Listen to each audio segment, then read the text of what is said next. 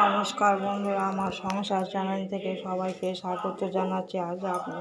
আজ আমাদের বাড়িতে হচ্ছে মামা শ্বশুরের ঘরের ছেলে এসছে, আমার ভাসুর যা এসছে, তাদের জন্য ওরা যা নিরামিষ খায় তাদের জন্য লুচি বানালাম বা বেগুন ভাজা বানালাম, হচ্ছে আলু ফুলকপির তরকারি, আর হচ্ছে মিষ্টি দিলাম। এই করে দিলাম, আর কি করবো, আর তো মাছ মাংস খাই না, তাই একটু নিরামিষ বানিয়ে দিলাম বাড়িতেই। যদি আপনাদের কাছে এটা শেয়ার করলাম, যদি ভালো লাগে আপনারা ফুলকো ফুলকো লুচি বানিয়ে বাড়িতে খাবেন।